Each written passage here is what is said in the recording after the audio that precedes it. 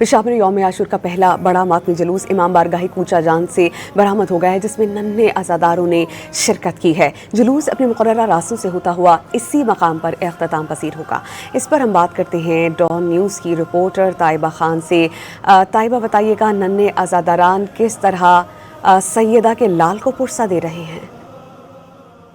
जी बिल्कुल, 10 मुहर्रम उल हराम का पहला मातमी जुलूस जो है तो रवाना हो चुके हैं, जो कि अपने रास्तों पर रवां दवा हैं, जबकि इसमें काफ़ी तादाद में जो है तो अज़ादारों ने शिरकत की हुई है, जिसमें नन्हे अज़ादार भी शामिल हैं। अगर हम बात करें तो ये जो जुलूस है अपने मुकर्रर रास्तों से होते हो जाएगा, पहले खुदादात फिर मीना बाज़ार, वापस जो है तो इसी रवा यहाँ पर आके इख्तिताम पज़ीर होगा।